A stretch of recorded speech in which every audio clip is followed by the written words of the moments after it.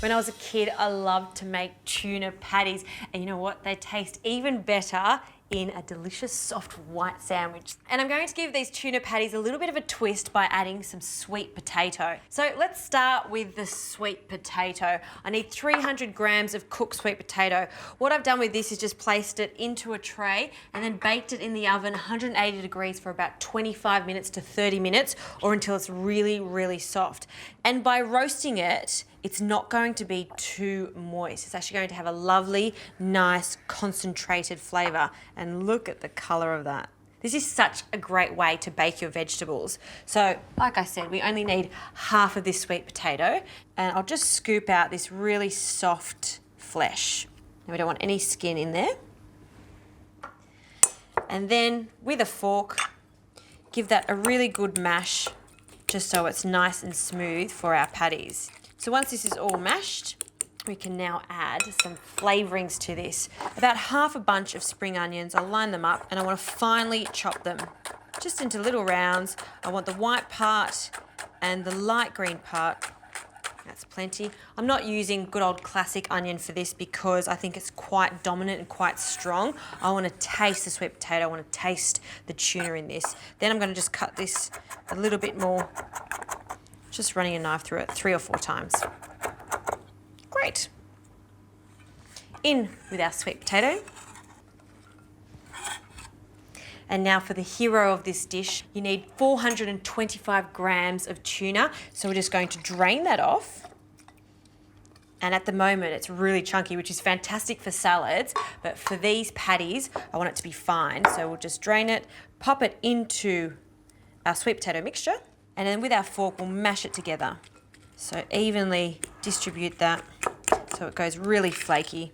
All right, now that that's nicely combined, we can start adding flavour to this. So Worcestershire sauce will give it a lovely savoury flavour. I'm going to use about half of this because I'm going to use the rest in the sauce that I'll make.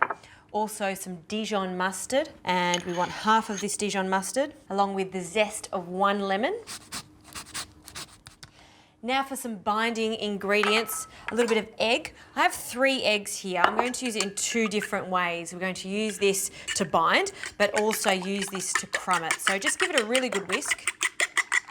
And there's 3 eggs in here, so I only need 1 egg, so 1/3 of this mixture. Perfect. And then a good handful of breadcrumbs.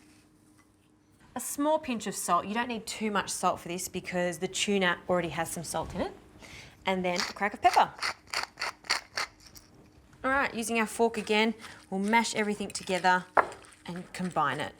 Okay, that's looking good. Now, using your hands, just feel the mixture to see if it's sticking and binding together. That's looking great. If it's not, you can add a little bit more egg and also a little bit more breadcrumb.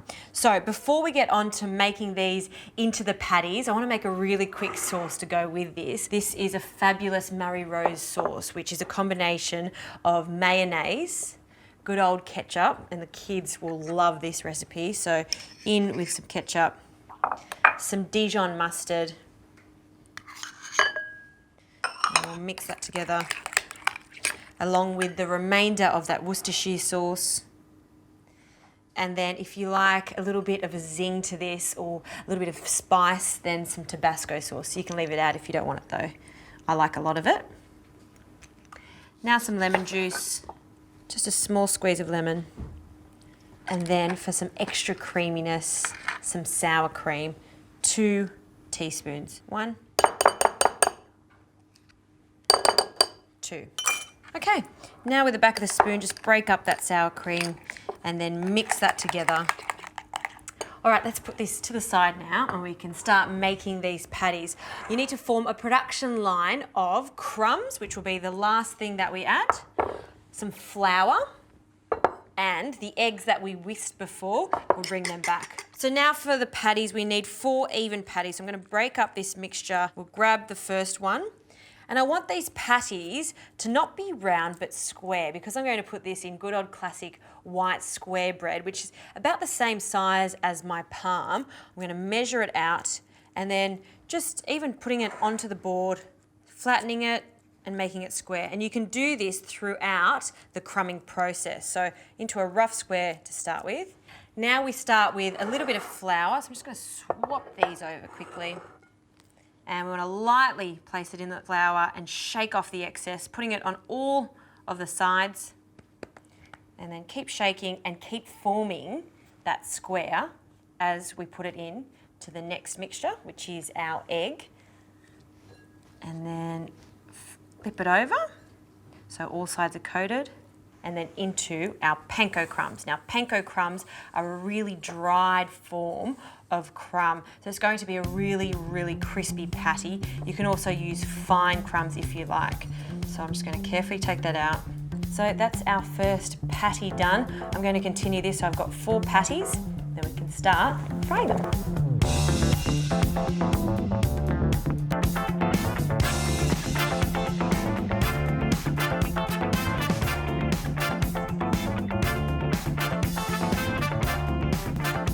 Now these tuna patties are ready to go. I'm going to start frying them. If you like, you could put them in the fridge and you can cook them at a later stage. They'll firm up nicely actually.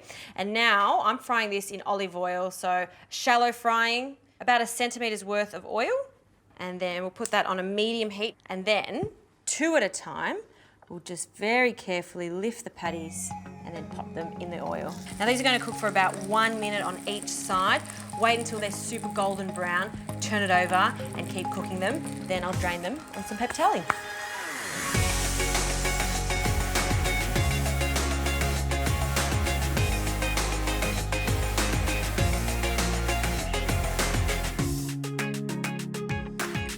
All right, these patties are looking exceptional, and you can see what I'm doing just to finish them off. I'm just carefully turning it in the oil so all corners and all sides are crispy.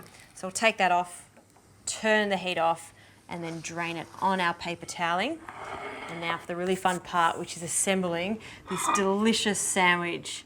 So, a little bit of iceberg lettuce. Poor iceberg lettuce doesn't get as much attention as it should. I love it because it's so crunchy. And what I want to do is cut this as fine as possible, just shredding it so we get a really good crunch when it's in our sandwich. So because this is very much a textural sandwich, we need that real softness. And you can only get that from that good old classic soft white bread. I don't want the crust on the bread, so we'll take it off on all sides. And don't throw that away because that makes great breadcrumbs. And now to assemble this delicious sauce that we made, a nice generous dollop. I love sauce, so I'm adding quite a lot of it. And then we'll get our tuna patty and we'll pop that in the centre and squish it down a bit. And then, yes, I know, I'm more sauce. I love sauce, so a little bit more on the top. And then our gorgeous shredded lettuce. You really want to leave this the last minute so it doesn't wilt too much. And I'm not dressing the lettuce because that mayonnaise is going to flavour it. Top goes on. And look at that, all that mayonnaise squishing on the side. Oh, that's a really cool sandwich. I'll pop it on a plate. What I love about this is tuna, a classic pantry ingredient that we all have, can make such a brilliant sandwich like this. A really nice rich mayonnaise, crunchy lettuce. That's the ultimate sandwich. You know what, I'm gonna cut into this and have a taste. Oh, have a look inside this. Perfect tuna patty. Yummo.